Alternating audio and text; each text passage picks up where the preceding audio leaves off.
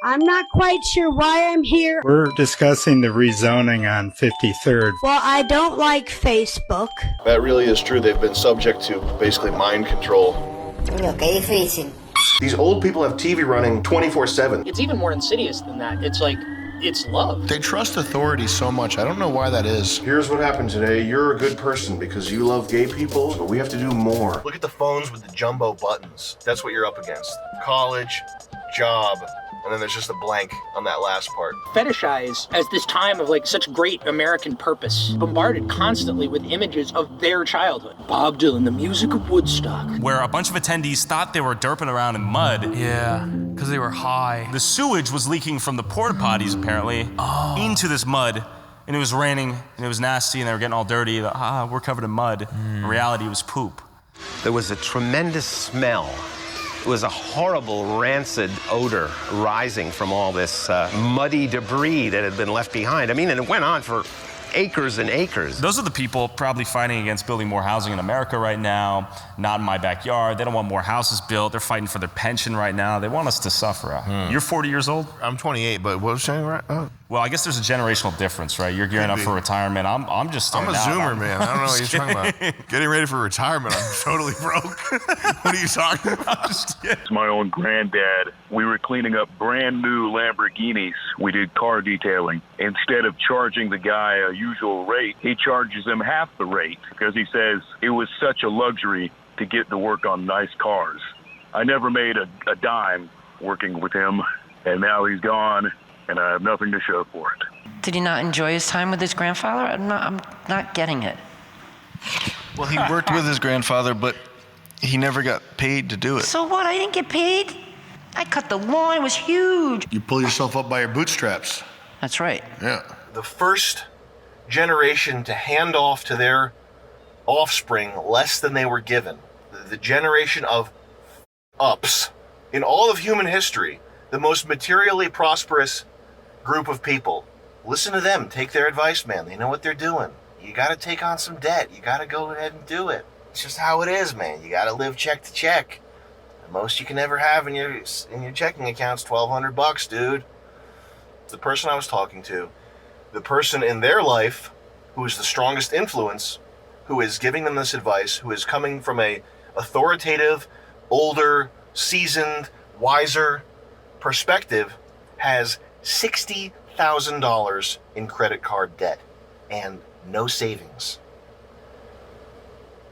And it's a 50-plus-year-old woman who's giving this advice. If you want to be 50-plus years old in debt and owe the same as a good condition, recent model year Porsche Carrera base model 2-wheel drive, I'm not saying it's the most well-designed. I don't even like them, okay? But the fit and finish, the build quality, the fact that they hold their value is impressive. Listen, this might be a good thought exercise for you if you're thinking about college right now.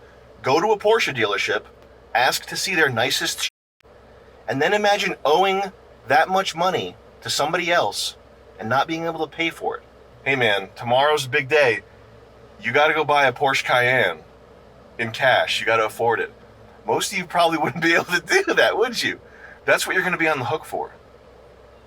If you wanna be that way, take that lady's advice. And then you move back in with your parents and your life becomes the nightmare of, well, I've completely failed.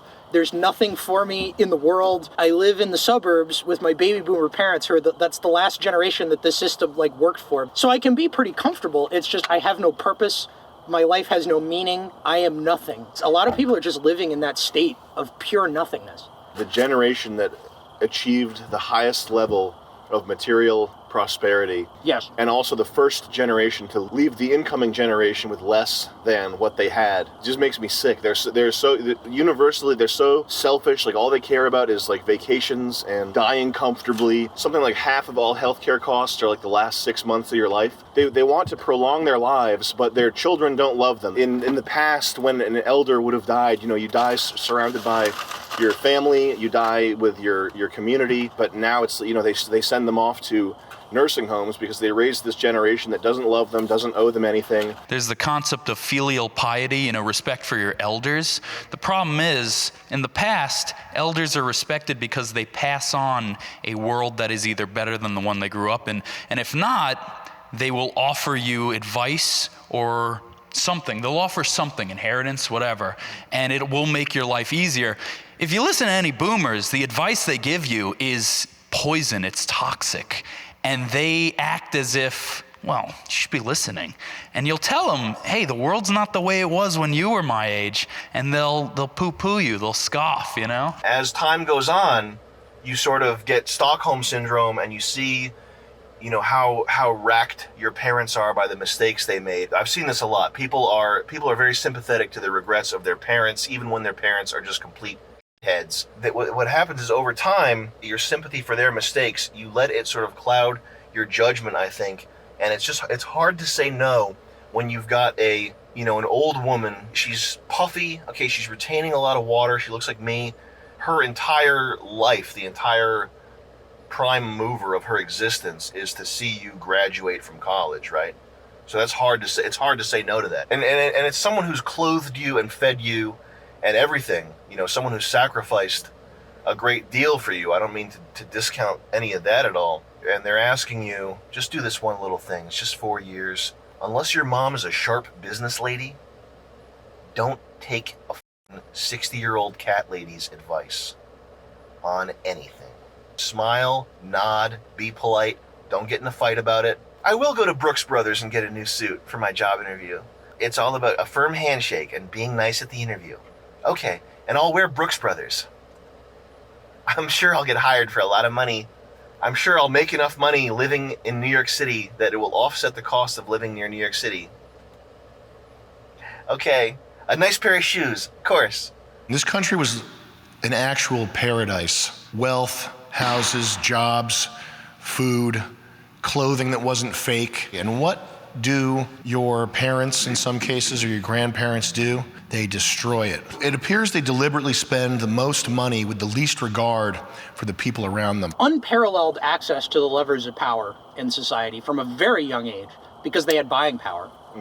And in a consumer society, that's the ultimate power. When I was a kid, I was bombarded constantly with images of their childhood. Bob Dylan, the music of Woodstock. They fetishize the 60s and the 70s as this time of such great American purpose. This is when we really had a shot. We really could have done something. This is the truth. They bought houses for 50 grand.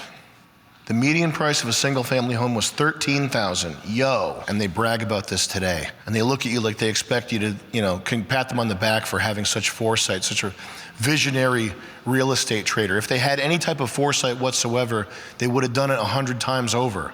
There were multiple opportunities from the 50s, 60s, 70s, 80s, 90s. There were 12 different Bitcoin-like opportunities where these old could have 100x their money if they had been doing anything other than keeping their money under their mattress, if they had been awake at the steering wheel. But they didn't. They view life as this pleasure thing that's designed for them. They're 20% of the US population. They're holding on to 51% of US wealth. That doesn't include their entitlements like Social Security and all that. You're holding the bill for old people right now. So that 51% of the total wealth in the United States, it's more than that because they're still gonna take your money to pay for their dying. I love my parents, but I wouldn't pay $10,000 plus to make their last days and ensure that they get to watch TV and be on painkillers, you know what I mean? In order to get another 3 weeks of life, if they go through all their savings that they should be passing on to their offspring, I needed a root canal. I didn't have any money. This was when I was still in graduate school. And my dad has a Triumph motorcycle, like a Russian motorcycle. And Ural? Yeah, Ural motorcycle. And he was buying parts for his motorcycle. Every time I talked to him on the phone, I'd get a motorcycle update, and I would be like, Dad, I'm really in a lot of pain. I really need this root canal. And he would just rag on me constantly. You think you're worth $1,000? Oh my God. You think you're worth $1,000? And it's that's horrific, man.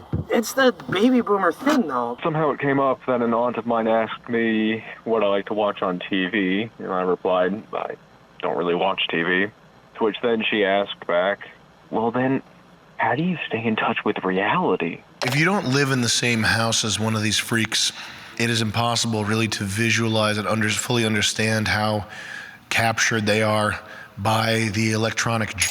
Yeah, you've just been by psyops because physical wounds heal. The rape of the mind by television. Humanity, the West, the white man in particular, took a pretty big hit after World War I and World War II. Oh, yeah. They got hit with television. They got hit with the Mac Daddy.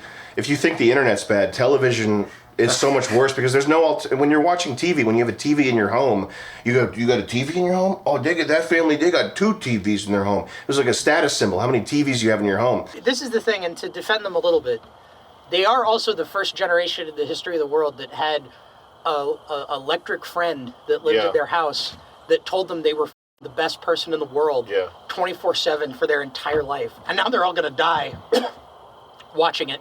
That really is true. They've been subject to basically mind control. I mean, mind control is a complicated concept. It sources back to basically anti-communist propaganda. Like, there really are no techniques of like forced mind control that like really go beyond just like convincing somebody or like coercing somebody physically. It's even more insidious than that. It's like, it's love. Mind numbing? Yeah. Well, it's just that they've been told, like, it feels really good. If you took your parents to London, England, and set up some situation where they were the victim of an acid attack and they lost their eyesight, they would immediately come home and just sit in front of the TV and listen. They would be bathed in the electrons, and even though at age 60 they would be unable to see, they would feel like they were home. They might even have a more intense poetic connection to it because they'd be close enough to bathe in the radiation. They'd hear their best friend, Anderson Cooper, breaking it all down for them. Here's what happened today. You're a good person because you love gay people, and I'm going to keep telling you that you're a good person, but we have to do more.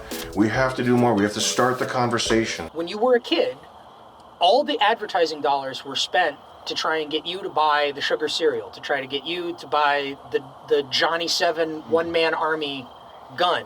When you were a teenager, all the advertising dollars were trying to get you to listen to the Beatles. They were trying to get you on the Rolling Stones bandwagon. When you you owned a house and everything, like, all the advertising dollars were talking to you again. Because you're a huge generation and you had spending power. You've been told your entire life that you're the most important person in the world, but not because these companies actually give a crap about you. It's because they want your money. They want you to buy corn pops. And I'm not trying to Corn pops sounds talk good, shit. though. I love corn Could pops. go for that right about now. Yeah, me too. Big ass bowl of it. But they don't give a f if we buy corn pops. We're less of a market. These old people have TV running 24/7.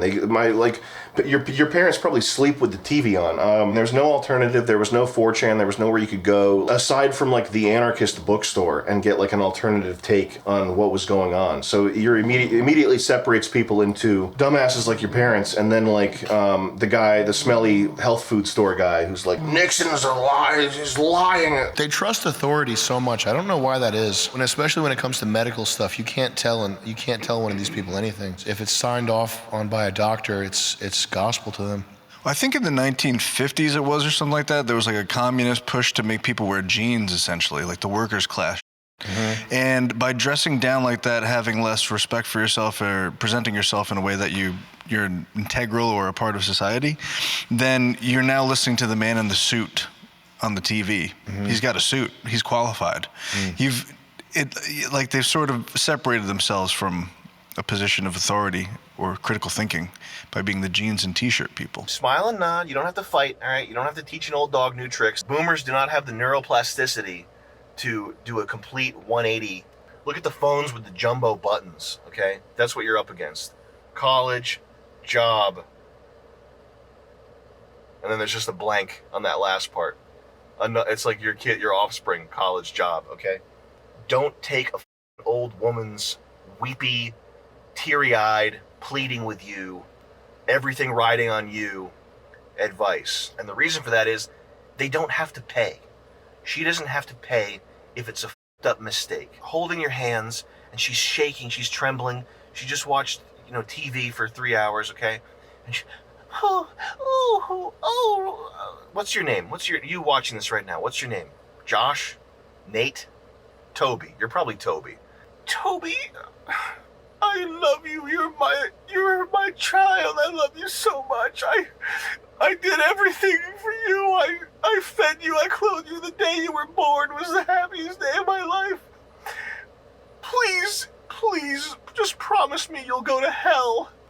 I just need you to go to hell. Some of you would probably do it too. Okay, my mom wants me to go to hell. I gotta do the right thing and go to hell.